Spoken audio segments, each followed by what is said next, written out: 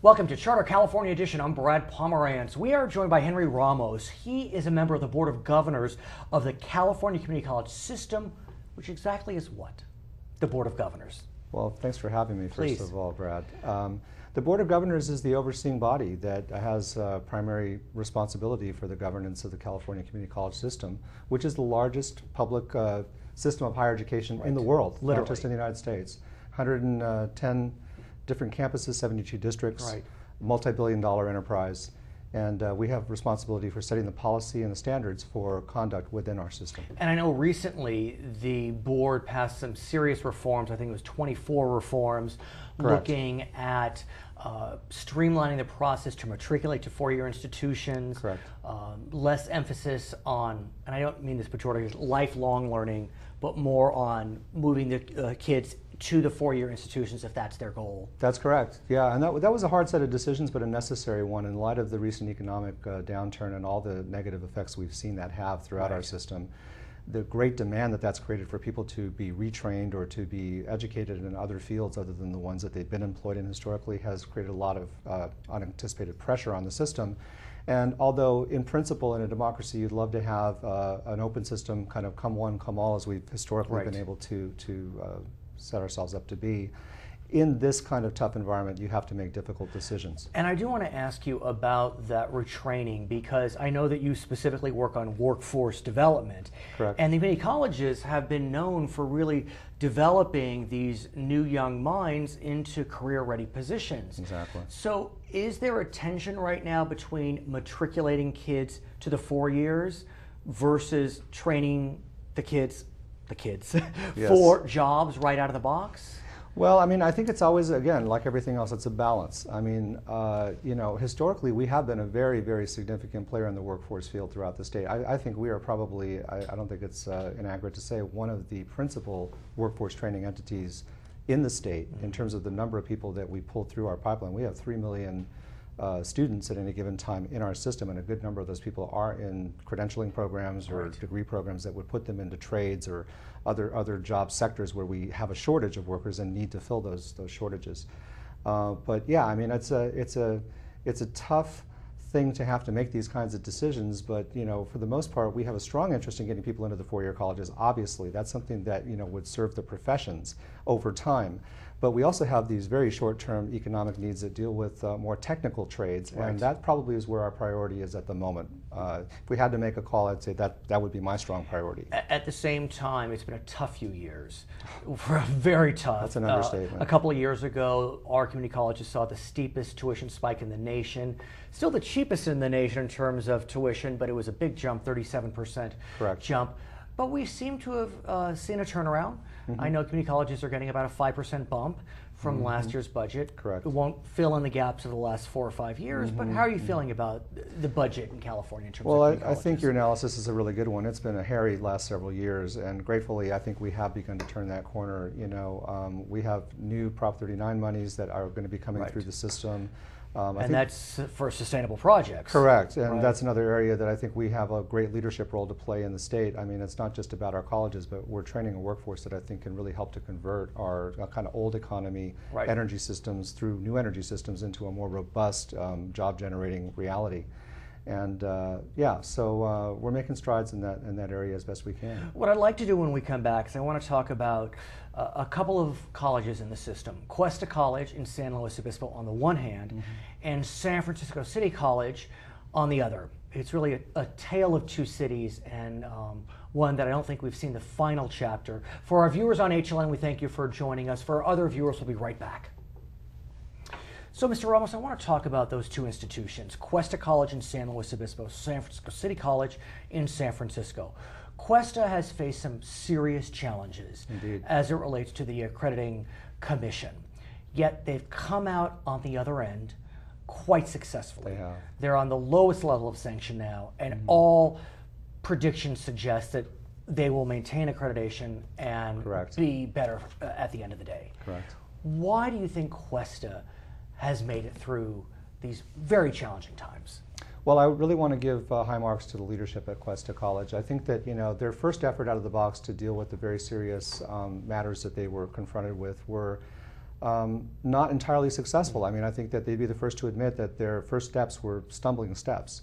But what was important was that they made quick course corrections, and they made really good decisions about how to course correct and who to bring in the place of people that, frankly, nothing personal, just were not really stepping into the shoes that needed to be filled. And I think by virtue of being very focused, by being very disciplined, by picking and following the right leadership, they were able to get on the right path that led them to this successful outcome. And I'm very much in agreement with your synopsis that although they're not totally out of the woods, all signs are leading to a full recovery for that district. Now, what's stunning to me about the San Francisco City situation is the speed with which it appears that their epilogue was written. Cuesta seems to have been on kind of a 5-year journey. San Francisco City, it seems like yesterday they were put on notice, on show cause, and they've lost their accreditation the next day. Yeah, I think that the optics of that, do give the appearance of this kind of just suddenly coming out of nowhere. I think in fairness, the frank reality is that behind the scenes there had been ample notice provided to that district that they were teetering and that they were a subject of higher scrutiny. And let's, for our viewers, explain, just so that they're aware, in July, the Accreditation Commission ruled that San Francisco City should lose its accreditation, and they would lose it on July 31st, 2014. That's correct. 1 year, later, there's a trustee in place right now. I mean, it doesn't look good. Well, it doesn't, and it's an unfortunate situation to be sure, but I have certainly not given up hope. Our chancellor, I know, is deeply committed to this. We, as a board, made a decision in our last meeting to actually further empower the special trustee that we had placed there to kind of amp up his abilities to make and move quicker decisions to be more in sync and online with the appeals process that the accreditation organization requires. Here's the challenge. If you look at Cuesta has a single campus, I believe. They were able to get their house in order. San Francisco City College is the largest community college system in the nation. Correct. It serves almost 90,000 students. Is it about 8 campuses? I'm not exactly sure. Yeah, there's about 8 or 9 facilities. I mean, this is just tentacles everywhere. Well, Brad, you just put your finger right on the difference. I mean, the scale issues are night and day, and the complexity built into that is, night and day. I think what I need to say is that, in the defense of the San Francisco leadership, no one has complained that the quality of education there has suffered. I think the students and the staff do really, great things against an increasingly daunting backdrop. The problem there is primarily twofold. One is a fiscal problem that really involves some, systems changes that are essential if they are to stay in balance with the requirements of the overseeing association that, accredits our colleges. The other issue that, I don't know that I have a real strong position on one way or the other, though, but the allegation's been made that the Accreditation Commission itself has been unduly aggressive in its recent efforts, not just with San Francisco, but with other colleges throughout the West to really oversee its role in a more hands-on, kind of, in your face sort of way. Be that as it may, they only gave them a year to proceed through appeals, and then they pull the plug. I mean, if you look at, for example, the Compton College situation in 2006, I think that was very messy. That was very messy. Another district took over, El Camino. If the end is not a positive one, who's going to take over San Francisco? We Santa are Rosa? totally on uncharted territory. There really is no precedent for this, and I think that's another reason why the concept of too big to fail is actually very pertinent in this case. I think we all have, everyone involved as a stakeholder has an exceedingly high imperative to get this right, to get it done, and that's why I've not lost hope. I remain very committed with our chancellor and others on the leadership of the state board to ensure that we can do everything possible to get San Francisco back into a good standing role and mode and proceed, not business as usual, but as a new and improved San Francisco City College district. That fewer campuses? Potentially may have to be consolidated. There may be some other tough decisions that have to be made. But I think that, right now the biggest challenge that we have is resistance to the inevitable. I think we've got a lot of people that really don't want to see change, but change may be the order of the day. He is Henry Ramos. He is a member of the Board of Governors for the California Community College System. I'm Brad Pomerance. We'll be right back on Charter California Edition.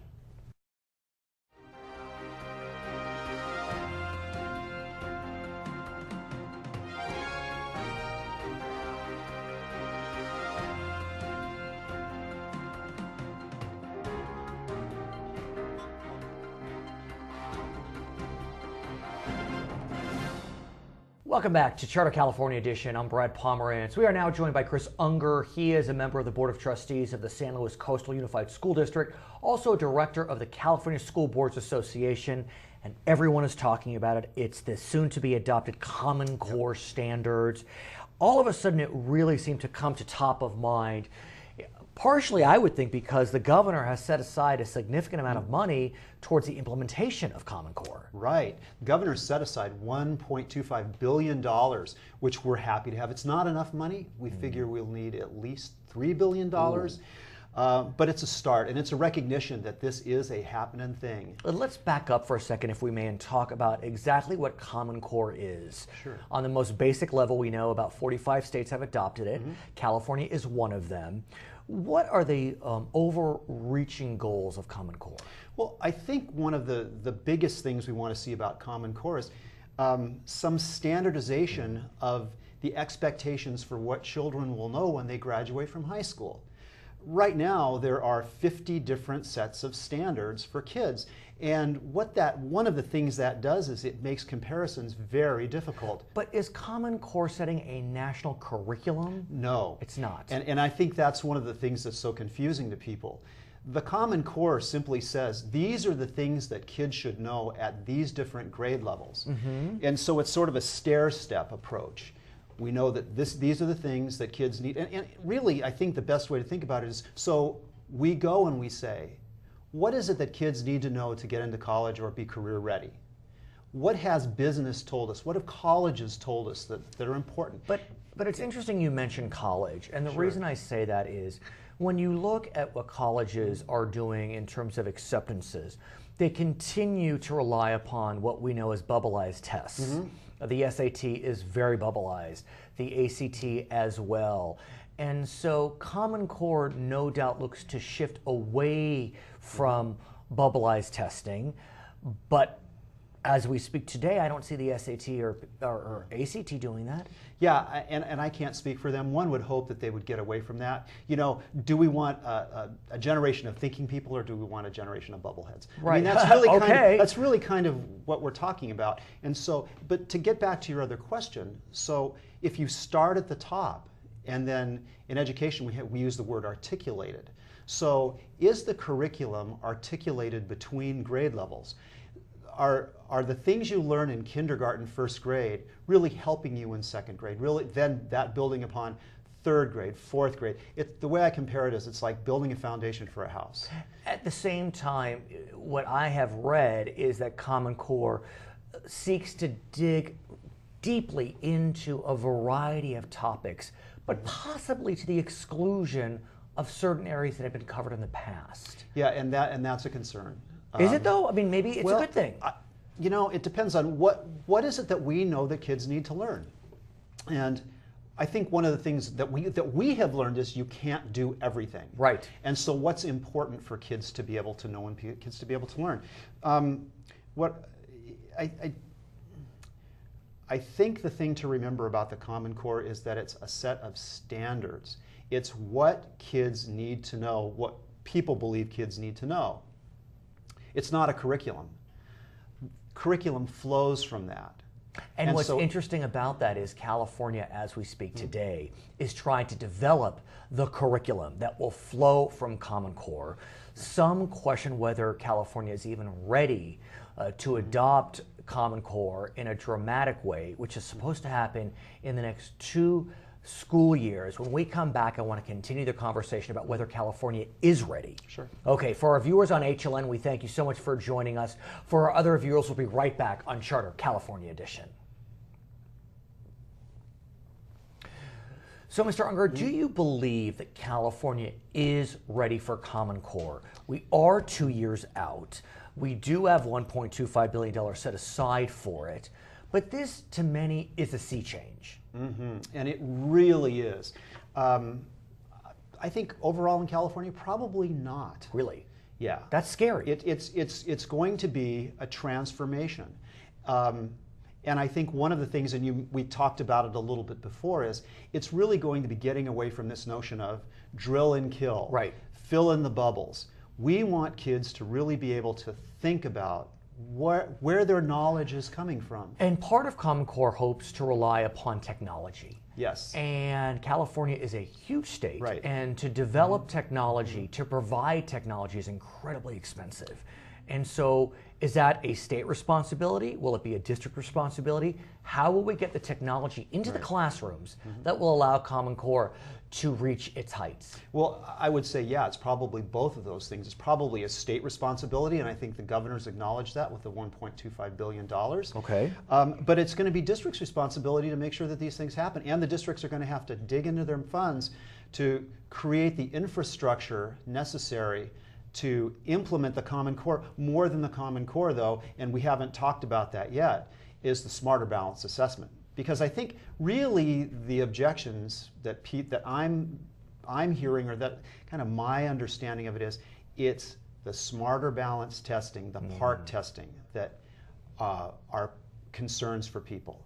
So yes, the smarter balanced assessment is taking the place of the old fill in the bubble test. And as I understand it, under Common Core, you will still fill in the bubble, but you'll also have to defend why you picked that bubble. Exactly, yes. And I think that's one of the themes that will run through the curriculum and the Common Core and the expectations on the testing, is it's not just good enough to pick an answer. You better be able to explain the answer. I also want to talk about what we know as the achievement gap. Sure. We have continued to see that Caucasian and Asian students are excelling at a greater rate than their counterparts who happen to be Black or Latino or low income. Does Common Core address that disparity? I think it does. I think all kids need an opportunity to be able to be engaged in school and to think about why they're getting what they're getting. You know, I think one of the changes we're going to see in classrooms is more group work, more teacher interaction with kids. Instead of a teacher standing up there and basically spoon feeding information to kids, teachers are going to be required to engage kids into thinking. And we know, for example, that one of the biggest ways that kids connect with school is to have an adult that they feel comfortable with and that they're connected with themselves. And so my hope is that some of the change we're seeing in teaching that I think will be required will allow for that kind of engagement. You mentioned teachers, and I think teachers, at least their organizations that represent their interests, feel a little conflicted about Common Core. The American Federation of Teachers has come out and expressed some serious concerns about how teachers will be evaluated in the era of Common Core. They, in fact, have proposed a delay. What's your sense about teacher evaluation under Common Core, which really is being considered in the backdrop of a revolution in teacher evaluations generally? Right. You know, I think that there could be, I mean, I think there's a place for looking at how, if we evaluate how kids are learning, is a single test that way? I don't think a single test is that way, and I think that's what one of their objections to it. I mean, look, as we speak today, I know LUCMR, for example, I think San Luis Coastal is considering including standardized tests as part of a formula to evaluate the teacher. Why should Common Core change that? I mean, if we can put it as part of a formula, it's still a standardized test. Why does it matter that it's now just a standardized test based upon Common Core standards? Well, one of the things that we did is we negotiated the evaluation process with our teachers. Right. And so what we did was we were able to get agreement on what and how much testing results would factor in to a teacher's evaluation. I'm just wondering why Common Core is raising the ire. I think one of the reasons it's raising the ire is because it's going to be a sea change. No doubt. And I think what's going to happen is we're going to see over the next couple of years test scores decline as the tests change. Okay, we'll see. His name is Chris Unger. He is a member of the school board at San Luis Coastal, also the CSBA. I'm Brad Pomerance. We'll be right back on Charter California Edition.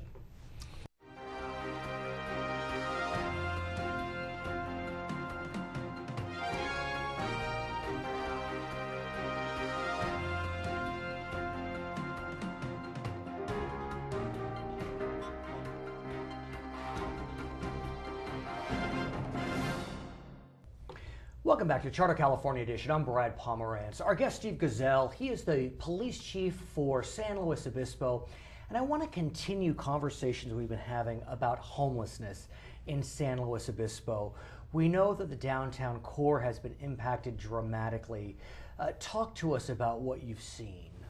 Well, soon after I got here, or actually even before I took the position of chief of police in San Luis Obispo, I had many comments regarding people's feelings of safety and security in our downtown area, and the phrase that I don't go downtown anymore, I just heard it way too often, and really can be attributed to a large extent to what we see as what we classify as our program-resistant subset of the homeless population that frequents downtown. And the reason I wanted to talk about this is San Luis Obispo is taking some very innovative approaches to address this situation, approaches I think that could be applied throughout our state.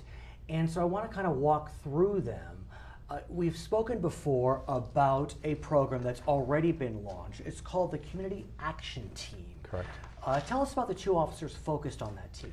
So we recently launched a program which involves a 2-officer dedicated resource that focuses on interfacing with our transient population, but not only a transient population from an enforcement perspective, but also this team is charged with the responsibility of partnering with our other stakeholders such as county mental health and the social service providers in finding opportunities and services for individuals that avail themselves to those services. And my hat has to go off to the San Luis Obispo Tribune because they recently did an extended article about what we call frequent offenders, serial offenders, and highlighted a few of these individuals that clearly their challenge is not so much a criminal mind, but a mind that really needs help, a mind that is crying for help.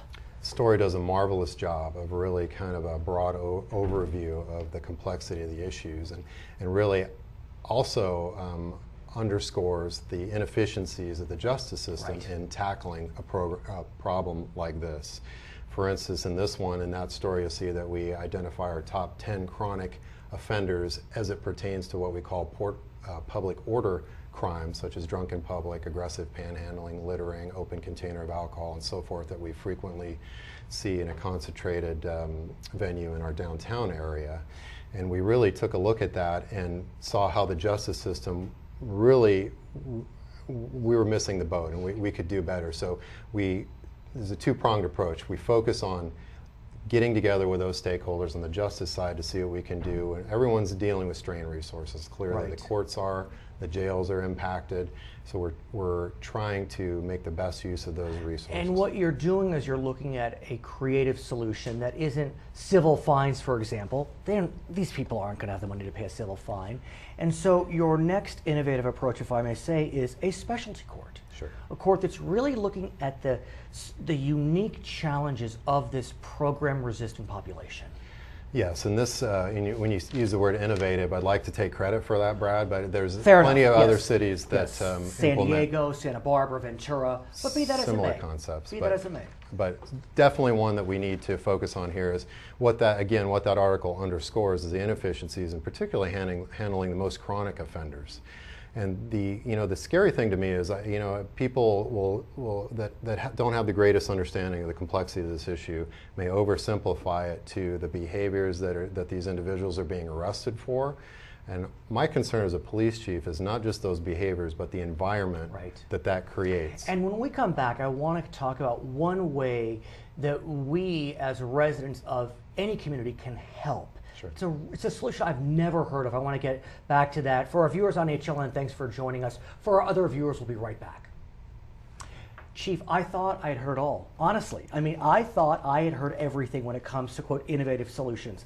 Here's one I've never heard, and it's called parking meter donation stations. Again, I guess you can't take credit for it, but still, you're adopting or looking to adopt a solution that's been used in other cities. What is a parking meter donation station? Well, let me just talk about the broad program, or the program from a broader perspective. Please.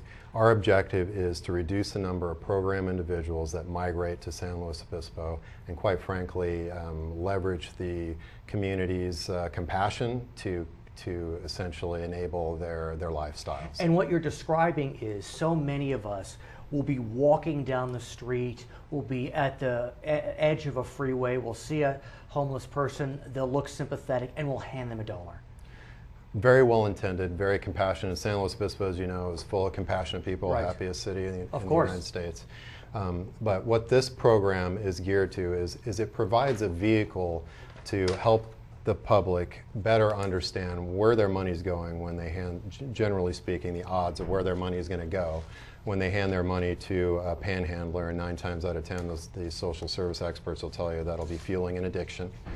But at the same time, it will offer an opportunity, if you wanted to give to the homeless, then you would be given that opportunity immediately through these giving stations.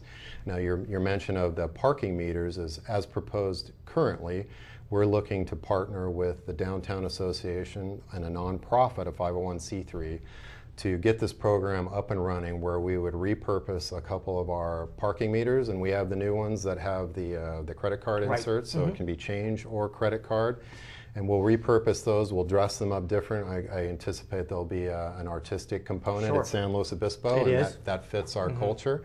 And we will repurpose those, and so this message is balanced. It speaks to accountability, but at the same time, it offers people a chance to give to a cause and ensure that their money is going where it's going to make. So literally, I could be walking down High Garrett Street, as an example, and there will be what looks like to be a parking meter, but clearly designated as something different, and I could make a donation. Absolutely, right there in the.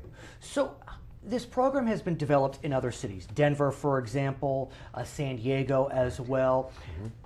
Under those models, is the parking meter on public property? Is it on private property? Is it operated by the government? There's so many questions. Who gets the money exactly? I'm sure you've heard these. The programs are generally run by non-government entities. Okay. It's very common that a downtown association will run this in partnership with a 501c3. So that would be the same model that we're proposing here. As to where their locations would be, I think ideally, whether it's public or private land, those are logistics that will work out. But what our mission is to get these in very publicly well-traveled areas, so people see them, they know they're out there, and they know that's an option. And the anticipation is the cost of the meter conversion will be private, be paid by private sources, potentially. Potentially, and again, there's an opportunity for government to partner with private entities. What about the proceeds? Is that also to be determined? Because look, there's CapSlow, there's so many different groups that could be a beneficiary of this. How will that happen? And again, those are TBA, I understand. but the key component is we as the city do not want to control those funds. So we want to leave that up to the charitable organization or the business entity to really decide where this money should go to support these charitable organizations. So how close are we to this? I mean, honestly, I thought I heard it all. I'd never heard of this. And truly, I will say this on the record, to me, it is one of the most innovative solutions I could ever consider. Well, Brad, optimistically, I think we're very close. We already have some business people that are absolutely wanting to back this program financially. The Downtown Association is absolutely supportive of the concept and the messaging that we've proposed that goes with it. In our final moments, how are the individuals doing that are the most program resistant since the community action team has joined the streets?